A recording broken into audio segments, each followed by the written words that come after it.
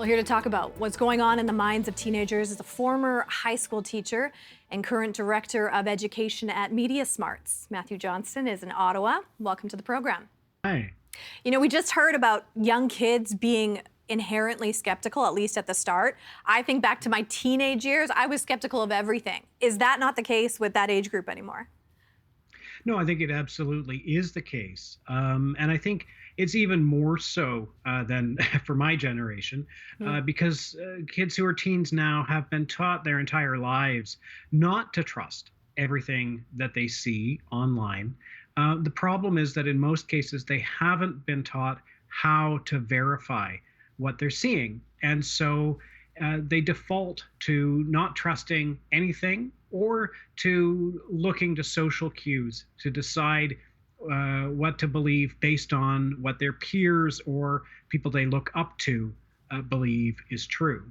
Yeah, I mean, I think about the verifying and the fact checking, and I'm wondering what's not working there. Like, are we teaching it wrong? Like, what's happening there? I think in part we're just not teaching it at all. It's really only recently been brought into the curriculum in Ontario, and it's not in the official curriculum of most other provinces and territories. And that means that most cases, when teachers are doing it, and even now as it is being brought into the curriculum, they haven't learned how to teach it. And in many cases, they're using resources that are out of date, that were created in the pre-internet and particularly the pre-social media age, when we had a lot of attention and a small number of sources.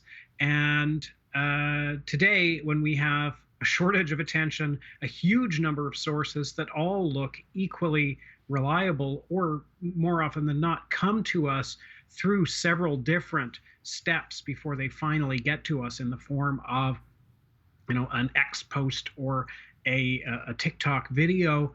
It's very difficult to apply those old tools, even if we've learned them, to our modern information environment. Yeah, and to be fair, I mean, having a curriculum that keeps up with how fast technology is moving is very difficult. But you're saying these are very outdated, the way we're teaching. Yeah, in most cases, is certainly what the research shows and what we've seen from reviewing curriculum across the country. So Ontario, as I say, is a leader in that, and we've been really pleased at Media Smarts to develop some resources to support the new curriculum. But it is something that teachers need support in, and it's something where we really do need a rethink of how we teach kids how to verify and evaluate all the information that they're encountering, not just for school, but throughout their lives. I know you lead a team of fact checkers. We actually have a clip of Chloe. We'll go to that now. The Atlantic and Pacific Oceans do mix gradually, even if their salt levels are different. As for the video, it has been manipulated. A video from China and a video from Canada were edited together to make it look like the two bodies of water weren't mixing. So here's a tip. If you find a popular video online that's making a surprising or controversial claim, take a pause and check it before you share it. We got to get some of those fact checkers on our show. They're pretty great. Do the students choose what they want to tackle because they're seeing things online, or how does that work? Yeah, they do. Mostly it is things that they have seen in their own social media feeds. Sometimes they'll come to us and say they haven't seen anything, and we'll give them a few things to think about investigating. But by and large, these are things that they've seen themselves in their own social media feeds that they want to find out if they're true or not. And they've investigated some really interesting things, ranging from the completely cosmic to the utterly mundane. Matthew, great to have you on the show today. Thanks for having me.